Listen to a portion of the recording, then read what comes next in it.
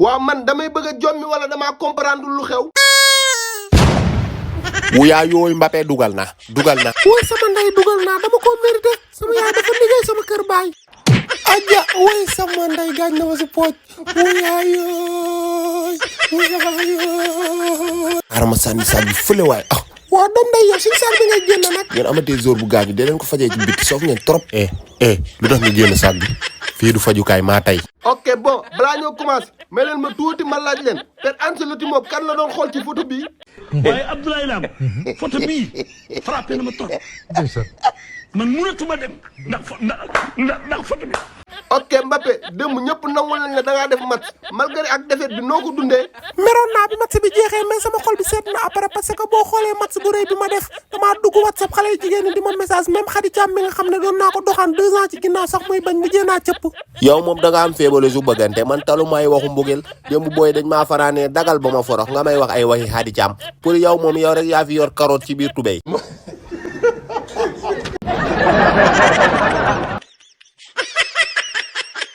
mais Père Ancelotti tamit Mbappé la war a sëppi cooli wala Tchouaméni.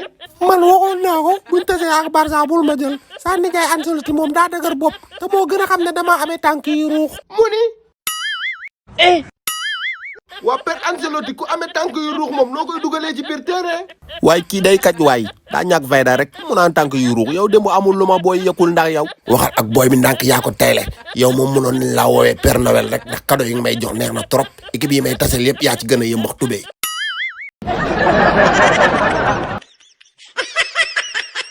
championnat bi mu ngi bëgg a ëpp loxo de.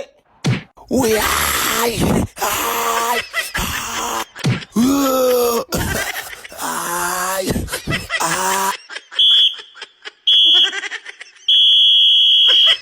arbitre bal bi dugg na xëy.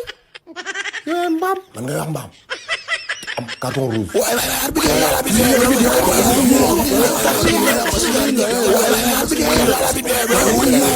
wax leen dañ ñoo bañ bëgguñ ñoo bañ bëgguñ ñu. luy problème bi. ay waay bul ma rey borom kër laa. xam nga am tamit ma nangu sa loxo moo la naqari moo tax tiiraloo ma penalty. waay ñi dinañ ma rey bi. yow lan laa la def. sa ñaawaay. xam yaa fa dee. li ma nangu gelam loo ko métti. gel bi nu mu tudd.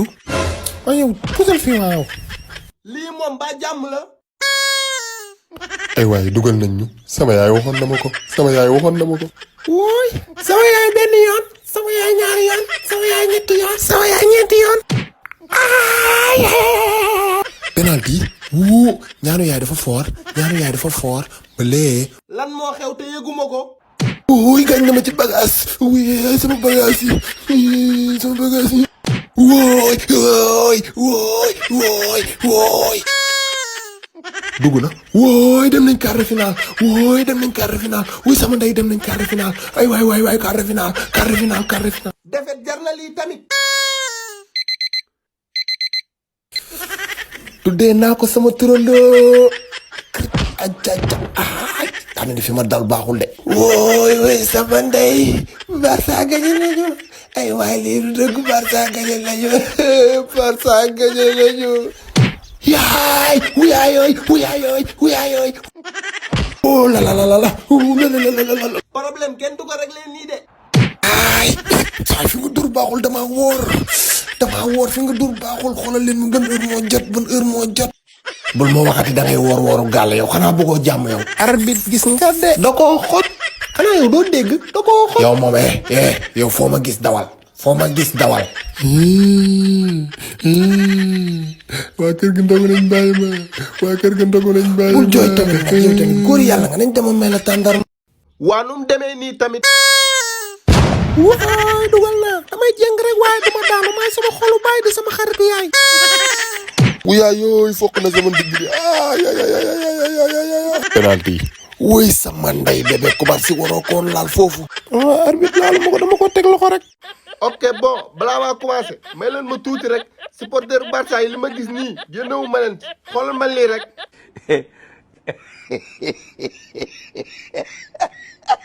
ok bon yamal li jaaxal ñëpp mooy xale bu ndaw am 17 ans donc di paasu mag yi lii foo ko jàngee.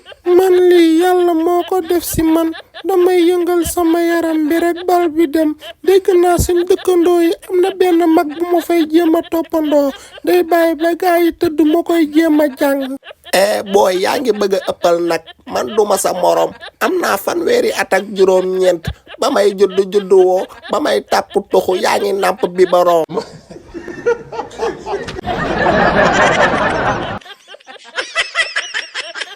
mais maa la ko dàq kay xanaa jarul xëccoo ku nekk na def rek ñu gis.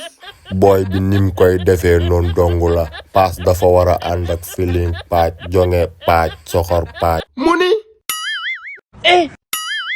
ah mais Messi mi xanaa daa bëgg a yëngal Père Ancelotti. xam nga man lii moo tax du ma sa war a jotaay ak dëkkandoo yi parce que dañoo am ay booy yu xamadi ak mag yu ñàkk fayda. mag mu ñàkk fayda mii de yàgg naa jàpp seen défenseurs yi di leen fecciloo bii tabang bii tabang bii tabang.